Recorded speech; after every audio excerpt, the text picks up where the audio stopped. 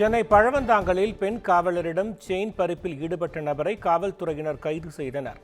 சென்னை காவல் ஆணையர் அலுவலகத்தில் பணிபுரிந்து வரும் பெண் காவலர் பரணி இரவு பணி முடித்துவிட்டு திரும்பிக் கொண்டிருந்தார்.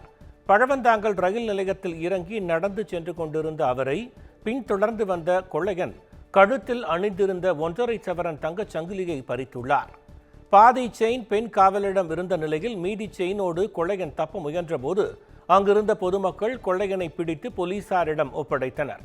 இதனைத் தொடர்ந்து போலீசார் அவனை கைது செய்து விசாரணை நடத்தியதில் அவன் சிட்லப்பாக்கம் பகுதியைச் சேர்ந்த சத்யபாலு என்பது தெரியவந்தது.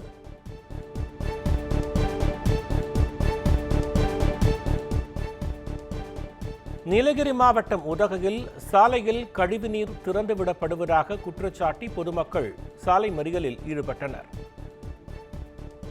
பர்கின் ஹில் பகுதியில் உள்ள தனியார் நட்சத்திர விடுதியில் இருந்து இரவு நேரங்களில் கழிவு நீர் சாலைகளில் திறந்து விடுவதாக கூறப்படுகிறது. இதனால் நோய் பரவும் அபாயம் ஏற்பட்டுள்ளதாக குற்றம் சாட்டி நகர்மன்ற உறுப்பினர் தனலட்சுமி ஜெயராமன் தலைமையில் மக்கள் சாலை மறியலில் ஈடுபட்டனர். இதுகுறித்து விடுதி நிர்வாகத்திடம் கேட்டதற்கு அலட்சியமாக பதிலளித்ததாகவும் அவர்கள் குற்றம் சாட்டினர். சம்பவ இடத்திற்கு வந்த போலீசார் பேச்சுவார்த்தை நடத்தியதை தொடர்ந்து கலைந்து சென்றனர்.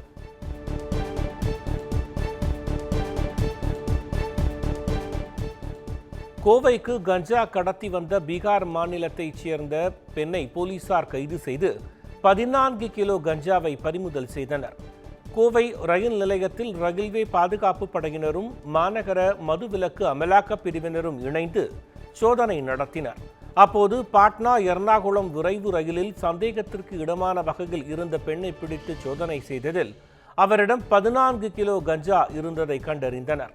இதனைத் தொடர்ந்து அவரிடம் நடத்தப்பட்ட விசாரணையில் அவர் பீகாரைச் சேர்ந்த மிண்டாதேவி என்பது தெரியவந்தது. பின்னர் அவரை போலீசார் கைது செய்து கோவை மத்திய சிறையில் அடைத்தனர்.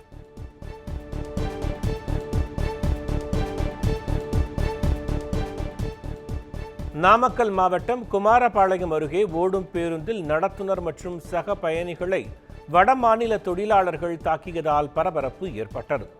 ஈரோட்டிலிருந்து நாமக்கல் மாவட்டம் குமாரபாளையத்திற்கு சென்று கொண்டிருந்த அரசு பேருந்தில் வட மாநிலத்தைச் சேர்ந்த ஆண்கள் பெண்கள் என 9 பேர் பயணம் செய்துள்ளனர். குப்பாண்டபாளையம் பகுதிய வரபோது நடத்துனர் ரஞ்சித் அவர்களிடம் பயணச்சீட்டு கொடுத்துவிட்டு பணம் கேட்டுள்ளார். அதற்கு அவர்கள் தனித்தனியே பயணச்சீட்டு கொடுக்கும்படி கூறியுள்ளனர். இதனால் அவர்களுக்கு இடையே ஏற்பட்ட வாக்குவாதம் கைகலப்பாக மாறியுள்ளது. மேலும் தடுக்கச் சென்ற சக பயணிகளையும் அவர்கள் தாக்கியதாக தெரிகிறது. இதனால் சக பயணிகளில் அலறியதால் அவ்வழியாக சென்ற வாகன ஓட்டிகள் வட மாநிலத்தவர்களை பிடித்து போலீசில் ஒப்படைத்தனர். இதனைத் தொடர்ந்து போலீசார் அவர்களை காவல் நிலையம் அழைத்துச் சென்று விசாரணை நடத்தி வருகின்றனர்.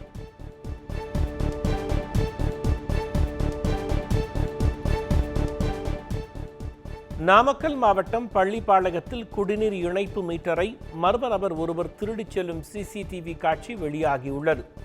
21 வார்டுகளை கொண்ட பள்ளிப்பாளையம் நகராட்சியில் பொதுமக்களின் குடிநீர் தேவையை பூர்த்தி செய்யும் வகையில் அம்ரூத் திட்டத்தின் கீழ் ஒவ்வொரு வீட்டிலும் குடிநீர் இணைப்பு கொடுக்கப்பட்டுள்ளது. இந்நிலையில் 15வது வார்டில் உள்ள போயர் தெருவில் வசித்து வரும் ராஜேந்திரன் தனது வீட்டின் வெளியே பொருத்தப்பட்டிருந்த குடிநீர் குழாய் இணைப்பில் இருந்த மீட்டர் மாயமானதைக் கண்டு அதிர்ச்சியடைந்தார். இதனைத் தொடர்ந்து அப்பகுதியில் உள்ள சிசிடிவி காட்சிகளை ஆய்வு செய்த போது மர்ம நபர் ஒருவர் தண்ணீர் மீட்டரை திருடிச் சென்றது தெரியவந்தது.